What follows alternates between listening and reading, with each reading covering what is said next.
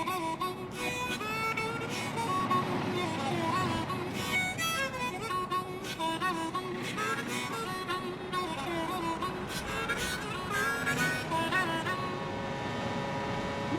Kart World!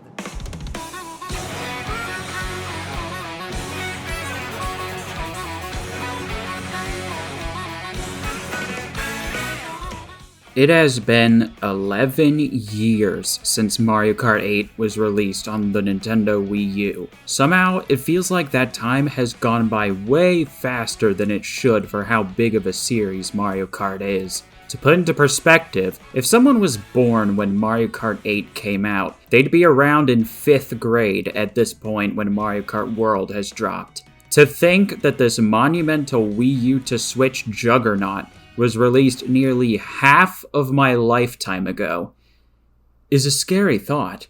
Good lord, savor every moment in life that you can, everyone. Glad I'm into other franchises too to keep me busy. Hey, don't judge me! The wait for Mario Kart World was simultaneously both very exciting and extremely agonizing.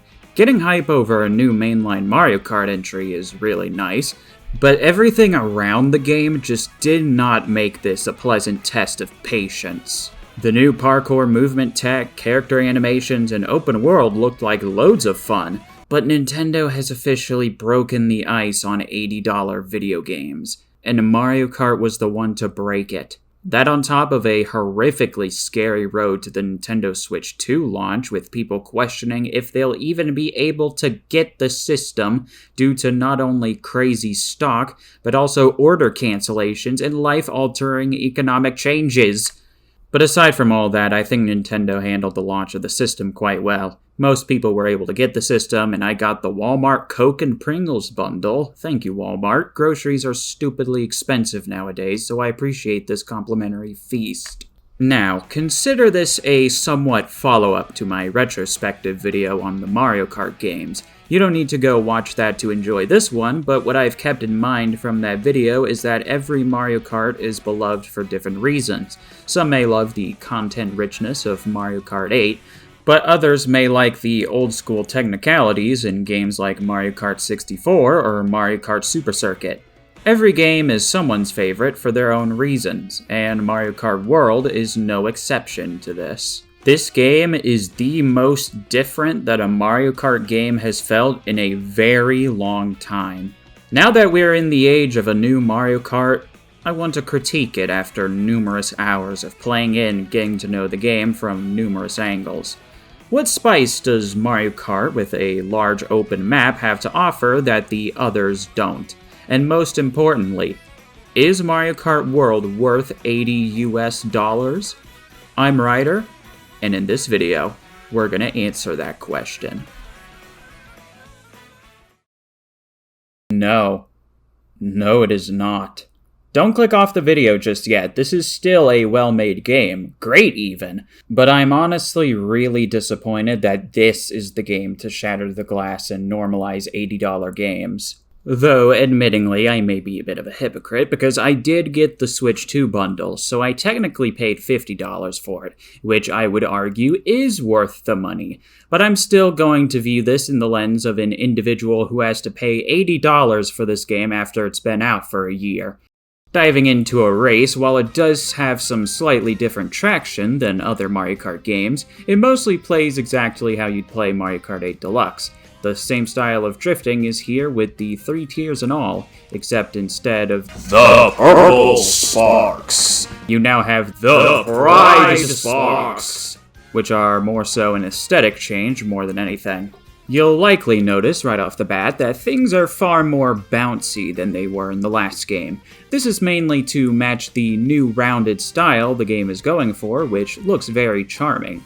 Karts will tilt a lot more while drifting and will tumble a whole lot when getting hit by most items. What makes this game stand out from 8 Deluxe in the gameplay department the most is the vast amount of new moves you can pull on each track, which I will be referring to as parkour.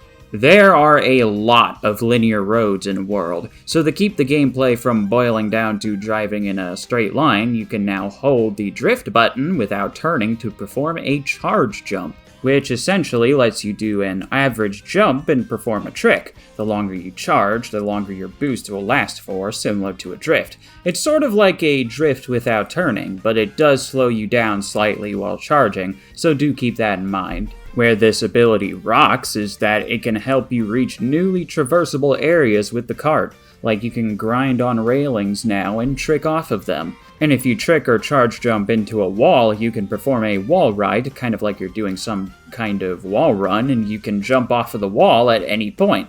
This allows you to do some really fun-looking maneuvers in the air that really opens the track design wide open. There's a massive layer of creativity and expression to how you navigate the courses now that transforms every course into a trick playground. Those new tricks are the bread and butter of Mario Kart World's gameplay, and I think this is a great direction to go in after 8 perfected the modern Mario Kart formula. They did slightly change how the glide and water mechanics work, while completely removing anti-gravity altogether, which makes sense for the whole world concept. I think anti-gravity on some parts of this world would be utter hell to code. The hang glider is gone, and every kart now has a small plane. You can maneuver a lot more through this, but you won't be flying upwards like in Sonic Racing Transformed. The underwater driving is now replaced with jet skiing, and I honestly quite like this. This game has beautiful looking water, and they take advantage of that by letting you trick off the waves like this is Wave Race or something. It's really cool seeing how this affects retro stages like Wario Shipyard and Peach Beach, which reinvent how you traverse those tracks' water sections entirely. Speaking of stages, we have an interesting roster in this one. 16 original tracks like the others, but only 14 retro tracks now, which is odd. The new tracks are entirely built for the mechanics of this game, like grinding and wall riding, so you'll see a lot of interesting uses of the parkour here. But the retro tracks got affected in a bit of a strange way. Much like Mario Kart 8, these were rebuilt from the ground up, except some courses like Toad's Factory, Moo Moo Meadows, and Airship Fortress are built nearly one-to-one in track design with the original versions, with added shortcuts to utilize the new parkour mechanics. But there's also a chunk of others that just straight up feel like different courses. First off, Koopa Troopa Beach is the worst course in this game. I'll not be making any arguments. Second, whenever a track feels completely different from its original in this game, it's either for better or for much worse. Choco Mountain was never a favorite of mine in Mario Kart 64 or the other games it showed up in, but I'm convinced it isn't even the same track in this game. It lacks the dense fog and tall edges that make the track iconic and makes it a muddy dig site, and it just makes me question as to why the track was even brought back at all when they could have just done a new concept instead. Desert Hills lacks 2 of my favorite features from the track, the large hills surrounding the track and the angry sun going around the course dropping fire on the field. What we're left with is a worse Dry Desert in my opinion. Is that a hot take? I didn't care for this one, but I do think these Mario Land guys are funny. Sky High Sundae. I'll admit that it is better here, but I still don't like it. However, some of the glow-ups that certain tracks got are really nice. Wario Stadium was my least favorite track in Mario Kart 64 by a long shot, and it isn't amazing here, but is infinitely better than it was in the original game. The design barely resembles the original track, but that is a price I'm willing to pay if it means having a cool rendition of the course like this. All of the walls have grind rails on them, they're actually shortcuts now, and that stupid jump you could completely botch the race on in the original has been replaced with a really cool flaming jump. Nice upgrade. DK Pass is pretty similar to the original track, but the end has sort of turned into a ski jump. And I must commend how cool these pole and wall shortcuts are right here. I think Dino Jungle has gotten the largest makeover though. Instead of the track revolving around one dinosaur and driving by its head and feet, there are now numerous dinosaurs that go by as the track goes on. Like one that can be used as a ramp, the same stompy one from the original, and by the end of lap 2 going into lap 3, a large chunk of T-Rexes are marching around the place and causing chaos. It's frickin' scary. Makes the HD Rumble 2 on the Pro Controller go absolutely nuts. Despite this, World is a bit hit or miss on the tracks, but the tracks that are solid are really great. Even on the less stellar tracks, the parkour system still goes a long way to make them fun. Except Koopa Troopa Beach. I would love to hear the argument as to why this wouldn't be at the bottom of a track tier list for this game. That was a bit of a long track talk, so how about items? Items are mostly the same, except for the new ones. The coin shell is a shell that follows the track and leaves a trail of coins. This one is really not great if you're lagging behind, because most of the time your opponents are going to be the ones benefiting from the coins that drop. The question mark block lets you spam the item button to get a bunch of coins. The hammers let you toss them onto the stage and leave them stuck in the ground for a second if you want to cut off some opponents in front of you. The ice flower behaves the same as a fire flower, but it makes enemies you hit move a little bit slower for a second. And then finally, Kamek transforms the opponents in front of you into an NPC character and leaves a bunch of obstacles on the course based on said character. Surprisingly though, there's a lot of really cool changes to older items as well. First of all, every item that can be used defensively is automatically held behind you now instead of having to hold the item button down. It sounds like something that is very hard to get used to on paper with not having to hold the item button and accidentally throwing said item, but after a few races, I actually vastly prefer this. It's one less button I gotta hold. Bombs can properly be used defensively now and will not blow you up if something hits you while you're holding it. Bloopers are far more rare, which means I don't have to edit around them constantly in my footage. Super horns are more common in lower places to nearly an obnoxious degree, admittingly. Boos feel like they're stupidly common now. Okay, I don't like some of these changes, but my personal favorite change has to be with the lightning. Not only is there a wicked sick animation whenever it's used on everyone, but the shrinking lasts a lot less time, meaning it mainly serves as a stun to take away items, which I don't mind at all. Speaking of wicked sick animations, throwing a blue shell now has this incredible oomph to it, kinda like your special move or something. Love that. Let's see, what am I missing? In other modes, you can drive into some larger vehicles on occasion and completely wreck shit, which is pretty fun. That's kind of the gameplay right there. I'm really happy with the direction this game takes with the higher skill ceiling of the parkour element. It's because of this that I think time trials are some of the most fun they've ever been due to experimenting with every track to find what kind of shortcuts you can take with the parkour mechanics. You can do stuff like wall jumping over a section you'd normally need a mushroom for, cutting massive corners over a pit of lava and jumping right back onto the track, using rails to cut corners, or simply just navigating a part of the track that is clearly designed to integrate the parkour. It's a lot of fun, and it really adds a skill ceiling back to Mario Kart that some of the modern games just didn't have. Now, it doesn't fall into the category of fighting game of kart racers at all. I think that belongs to Dr. Robotnik's Ring Racers. But I mean, I do think that is a good thing since Mario Kart is still a series that is approachable to anyone. I just think this parkour stuff really appeals to competitive players as well, and I think that's wonderful. Learning it is thankfully really simple due to the rewind feature, which doesn't feel like a cheat at all since the game itself still runs in real time while you're using it, and it's a seamless and great feature to have that doesn't intrude on the actual multiplayer races of the game. I didn't know how they could possibly innovate from Mario Kart 8, but hey, they found a way, and I think it's really cool. Now, the gameplay is fantastic. It really evolves Mario Kart in a way I didn't expect. The tracks take great advantage of these new mechanics, even if they're hard to see on the first go-round. And it's just fun. The game is fun. What can I say? But I have problems with this game. Nothing that drops it below an 8 out of 10, but the bar is really high here, especially with that $80 price tag, and I'm a little baffled with some of this game's issues. As this game's title suggests, approximately 90% of this game's content revolves around its somewhat decently sized world, so much so that even the main mode, Grand Prix, has a big change. The first race of all 8 cups are full 3-lap races as you'd expect from every other Mario Kart. However, for the remaining races in the cup, you have to drive on a sectioned path across the world to the next course. This sounds really cool on paper, a way to show how interconnected the world is to give each track a sense of purpose and location. My problem with this is that these trips to the next course are the races. You'll drive on a long, winding road past numerous cars and obstacles, and when you reach the course itself, it's the final lap, and you only end up doing one lap of that course.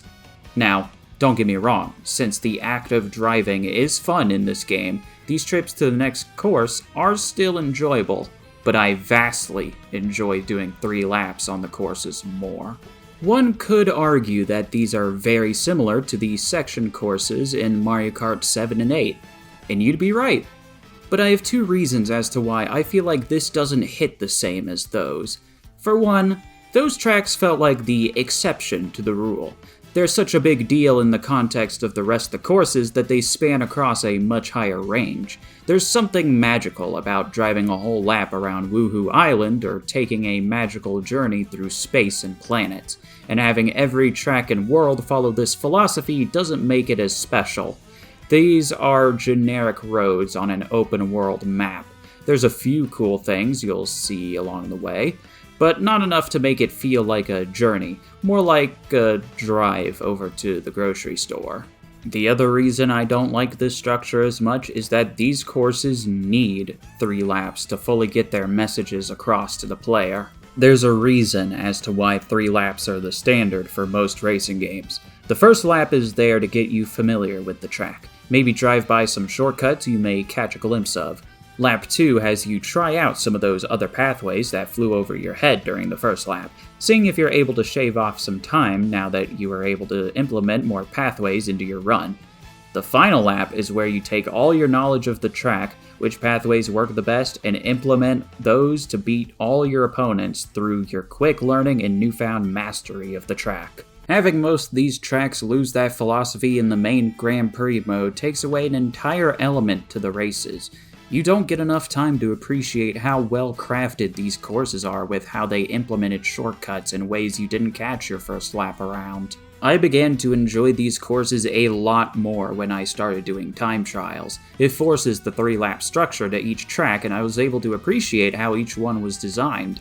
Now, there are section tracks just like in 7 and 8, and I actually do like those here as well, since they are designed to be section courses. DK Spaceport is a really cool section track since you're climbing up a giant Donkey Kong stage while Robo DK is trying to make you spin out.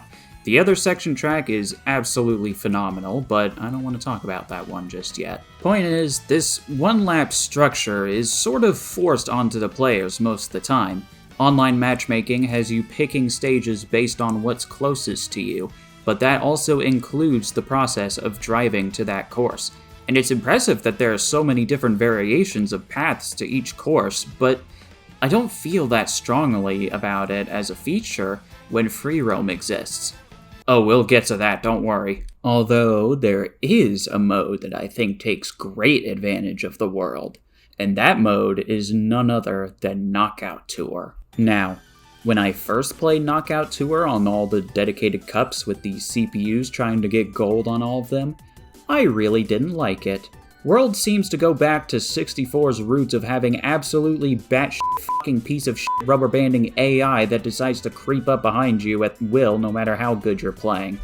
The reason why this would make me hate the mode is that Knockout Tour is a long section-based elimination race. You go on a very long journey from point A to point B on the map, passing by several courses, and each checkpoint you pass, a certain number of people will get eliminated. Because of how long these races are, it is soul-crushing to do super well in one of these only for a CPU to rubber band at the last second and steal first place.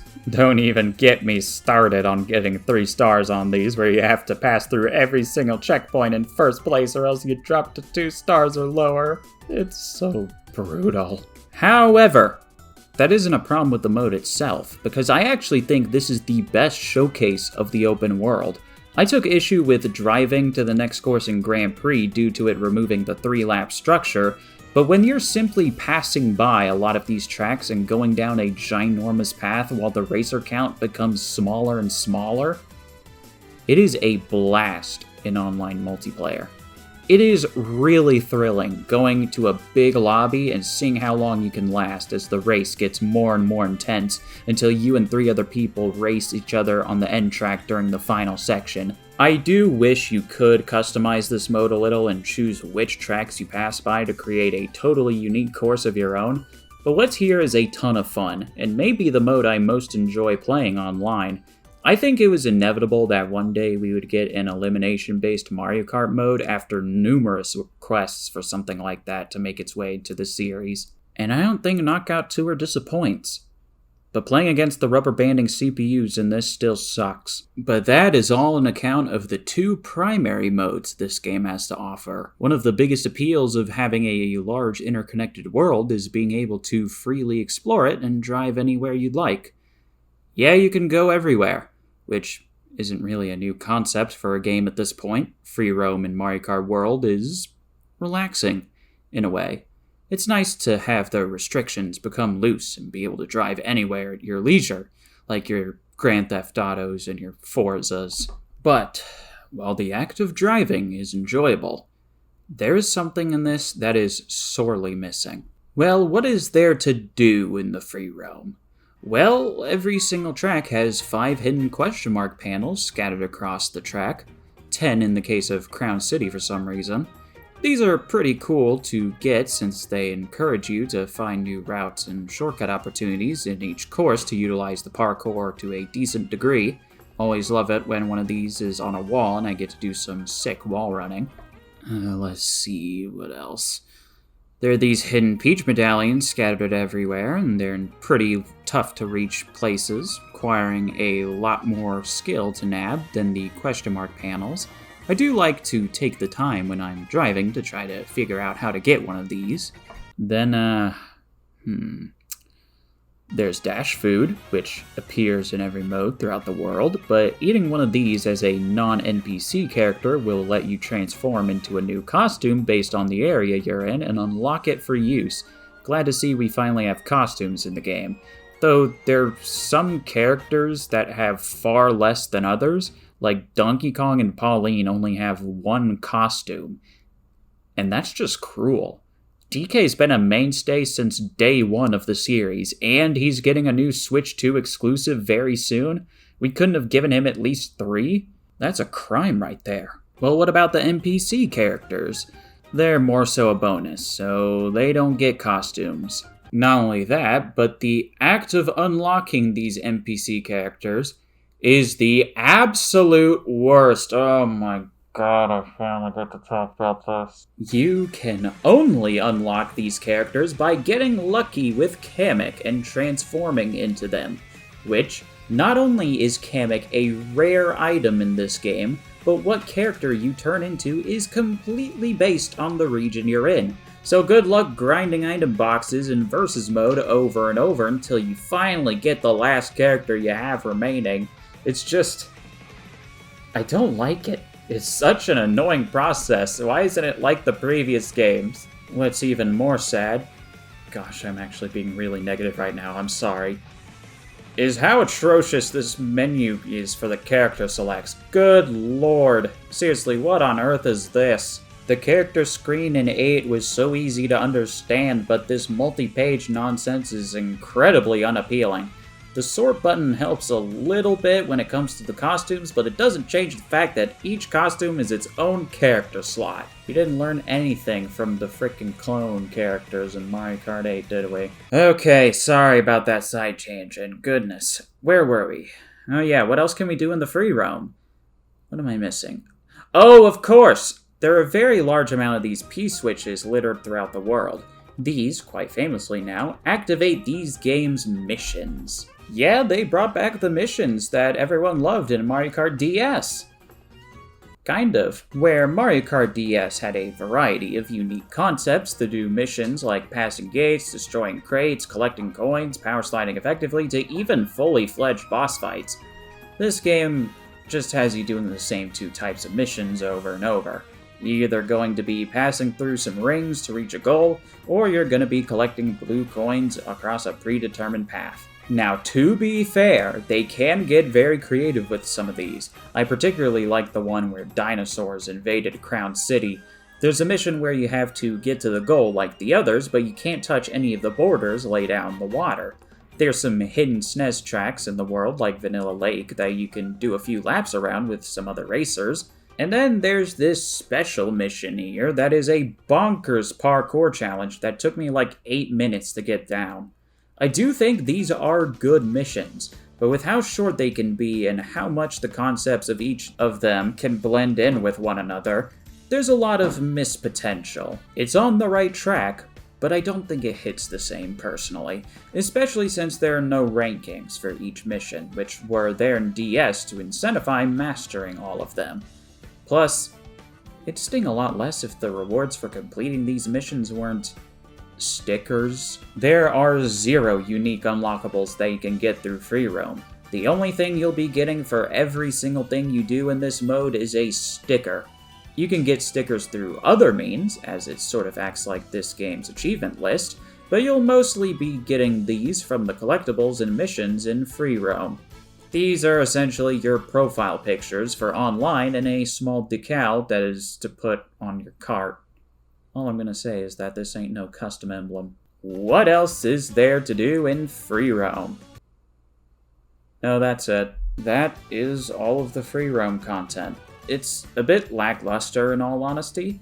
I will say that the act of driving and not giving a crap about what you're doing in this open world is some fun, if maybe a bit mindless, but it simply doesn't have the substance that other open world games, even open-ended racers, offer.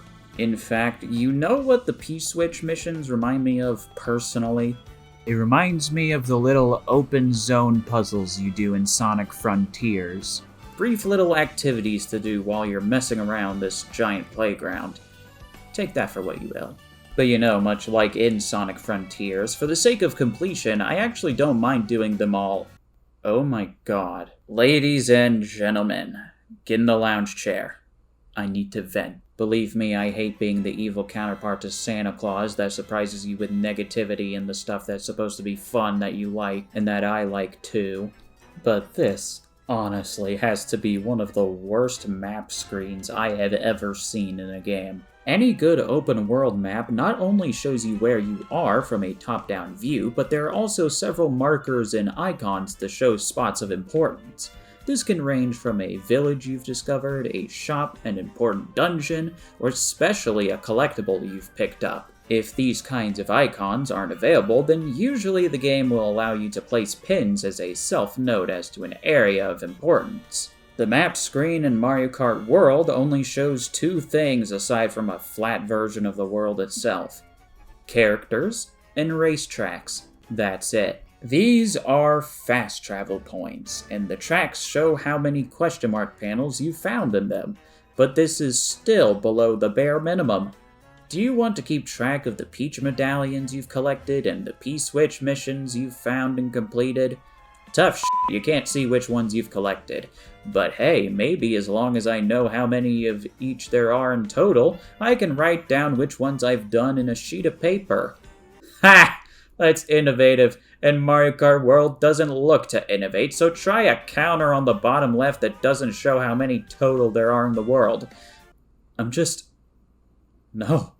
This is not how you do it. Now, admittingly, this game's free roam may be targeting a different kind of audience, those that just want to mess around and have fun. And I do get that, I really do.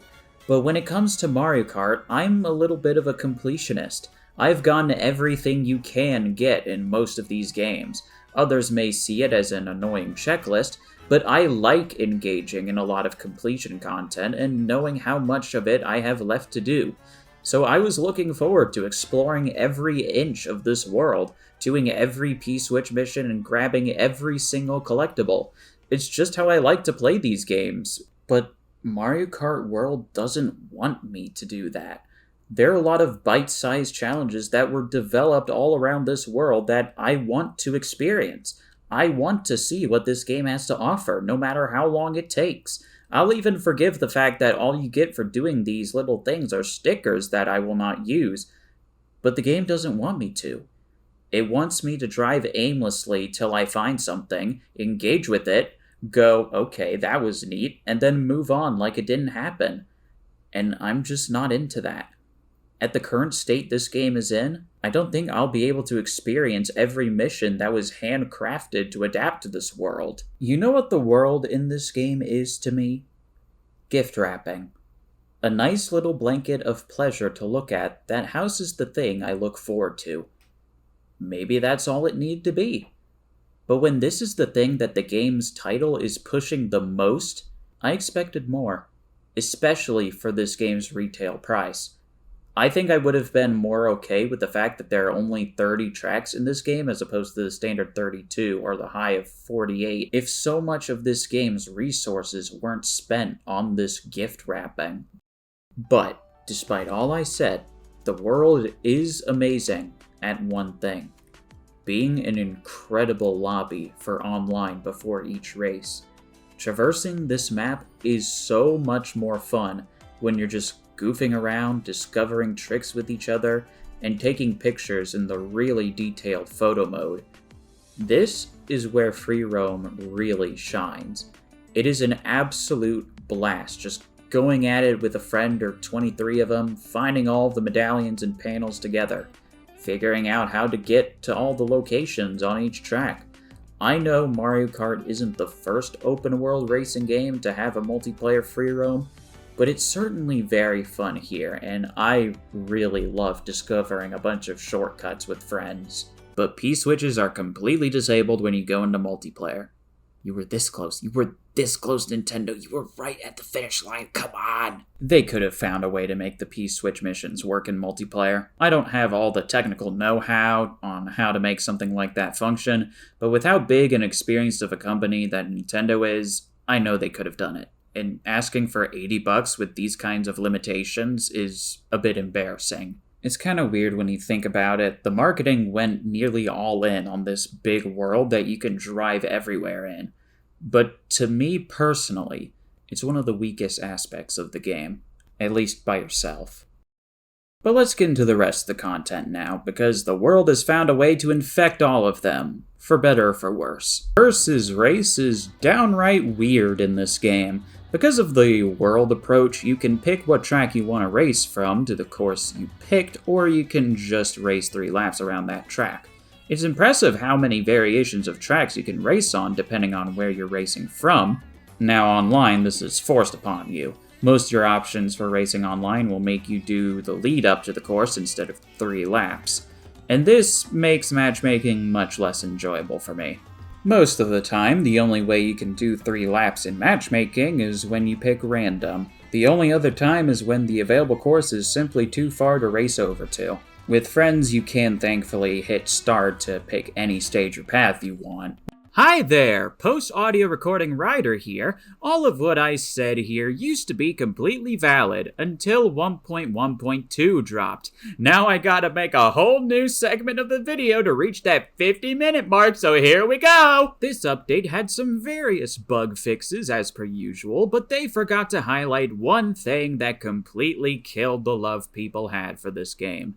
Choosing random now has a significantly higher chance of picking an intermission course as opposed to having a high chance of a 3-lap track. They did it. Nintendo somehow managed to release an update for a game that makes it worse than it originally was.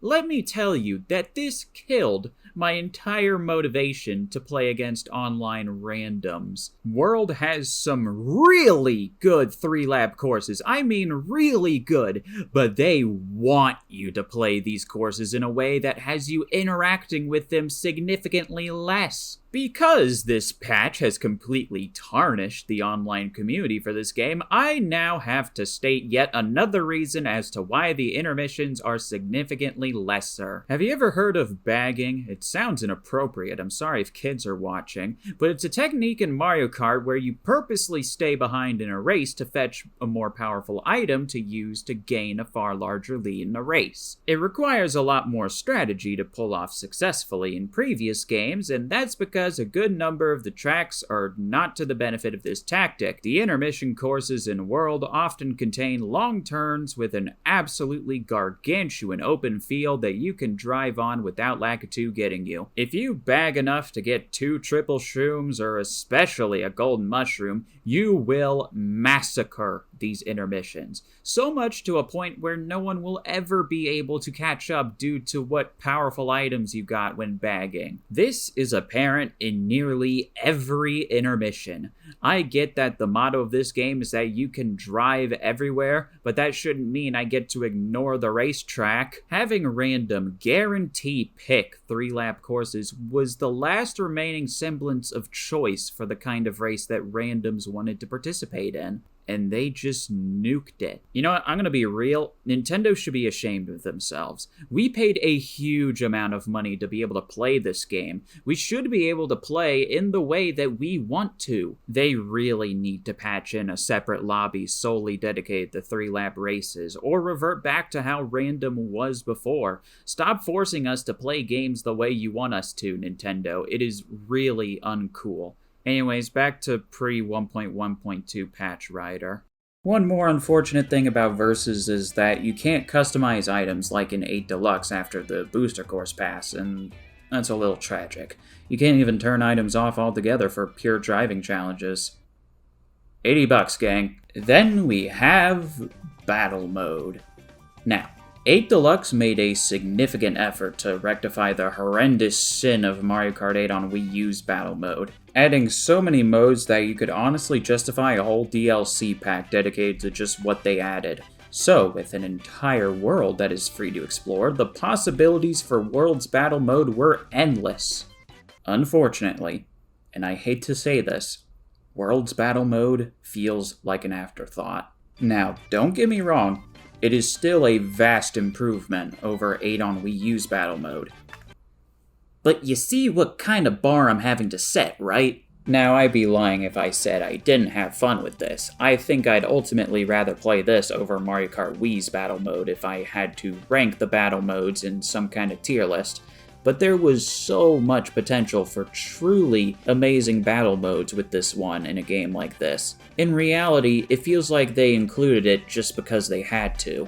If I had to give a plus to this battle mode, I do like how, much like 8 on Wii U, when you run out of balloons in Balloon Battle, you're completely out of the game and get 0 points, which is the only positive of that game's battle mode. Now it's time for me to bitch. First of all, we only get Balloon Battle and Coin Runners. After 8 Deluxe's battle mode, I expected more.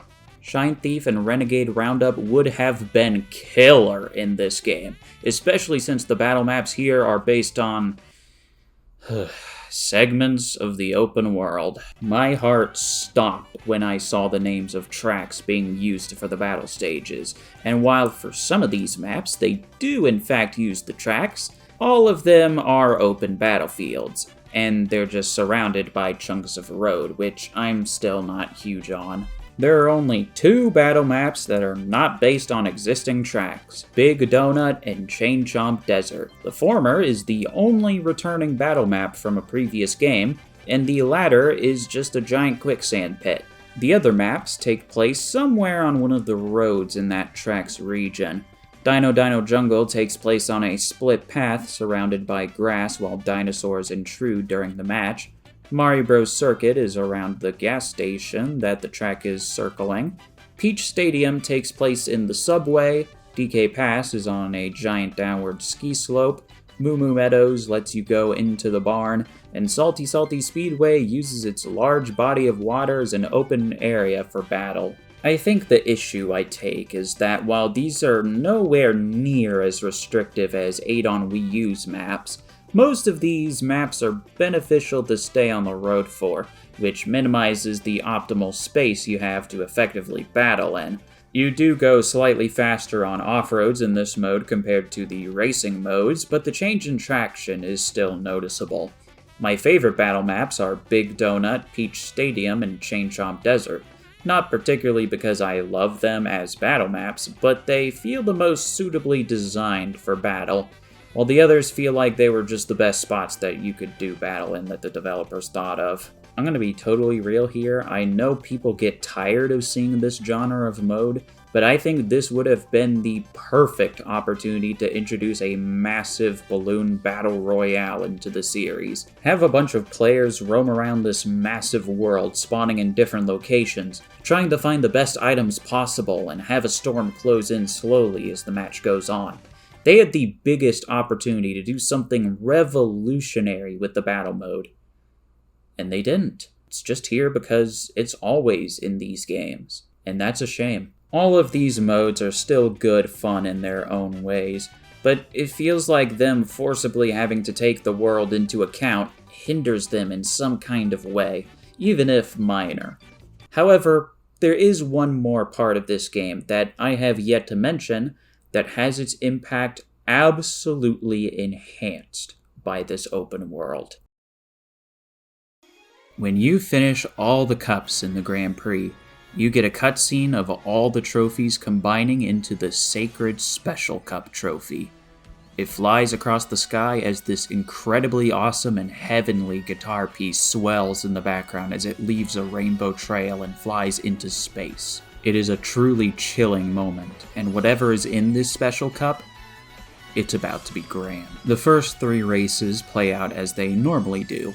All the tracks are pretty fun, and I like how they combine the SNES Mario circuits 1 through 3 into a single track. But after revisiting Peach Stadium, it's time to go to Rainbow Road. Normally I'm a little iffy on the drive to the next course in these Grand Prix, but they do it beautifully for Rainbow Road. You get a light upbeat hook in the music department as you drive to the ocean from Peach Stadium, and as you glide from the previous track, a glorious gateway opens up in the distance, as Rainbow Road's new theme starts to sneak its way in, and once you go to the giant jump ramp, you fly straight into the sky from this beaming light. The screen flashes white, and suddenly, you've touched ground above the clouds into this massive Rainbow Road that just so happens to be in the shape of a crown from this angle. The clouds surrounding the track make the world below you barely visible, and this is for a good reason that will get touched on later. Keep in mind, we're only in Section 2, we're just getting started. Section 3 has you glide through the clouds and leads you to a giant sky island that is connected to Rainbow Road. Inhabited by Lumas, this Rainbow Road has dynamic music, and there's a lot of soft pianos and heavenly choirs in the background during this sequence. Once you reach Section 4, you fly to outer space onto a space station that I was convinced was the Comet Observatory at first. This is where a bit more of the track's challenge is contained, as there's a lot more shortcuts and even rainbow thwomps to dodge in this not-so-anti-gravity section.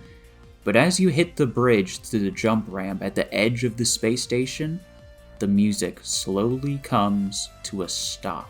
And as you reach the final section, you're hit with a completely astonishing view of the world as a unique final lap jingle plays to take into account the absolute scale of this sequence.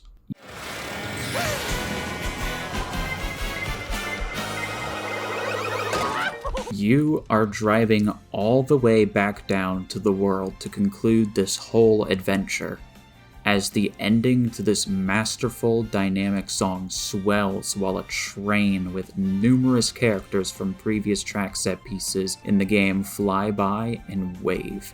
It feels like the game is thanking the player for taking part in this journey across the world. And after 11 years since the release of Mario Kart 8 on the Wii U, it's enough to bring a tear to my eye. Recency bias be damned. This is an absolutely glorious track that was well built up to. I am incredibly glad that the game forces the Special Cup to be the last cup in the list, because this is a wonderful way to conclude the track roster. It may not be my favorite track, or even my favorite Rainbow Road, but I would do so much to experience this track for the first time over and over again. Mario Kart World, despite its amount of problems and nitpicks I have, is a welcome addition to this legendary series. Is it worth $80? Heck no, I expect way more if you're asking that price point from me. But I won't deny that it is absolutely worth it if you got the Switch 2 bundle. Was it worth waiting 11 years after Mario Kart 8 for? I don't know. Maybe to an extent. But what we do have here is a really cool take on the Mario Kart formula. I love finding new insane tricks to pull off with the parkour mechanics, and this new art style for the series is so bouncy and fun. It is a little unfortunate that the world hinders a few aspects of this game, especially when it's the main hook from the title, but I still enjoy goofing around and finding new shortcuts to each track with friends. I suspect that there are going to be a ton of free content updates for this game in the future, adding stuff like 200cc, more costumes, characters, battle modes, and possibly more. But I wouldn't say that this game is unfinished like the Switch Mario Sports games were, for an example. The game is still enjoyable in its current state. If they never end up updating this game with new free content, all I can really say is, drop the price. Yeah, I went there. The game is great. But if I see a single inch of paid DLC for this game before a mountain of free updates and after the bundle will no longer be a purchase option after fall, well, let's just say that Kirby Air Riders is looking awfully pleasing right about now. That's the end of the video. If you have a Switch 2 but don't want to spend $80 on a new game, try some old Switch games. They likely run much better now. Looking forward to that new Tomodachi Life as well. Wait a minute. Hold up a second. You can't play as your Mii in this game. You can't play as your Mii in this game? But I love Miis. Ignore the fact I've been playing Mario in all my Mario Kart footage. My favorite character got gutted. That's it. I'm done. I'm gonna pretend I never bought this game and lock myself in the boycott Mario Kart World chamber. No men or women allowed.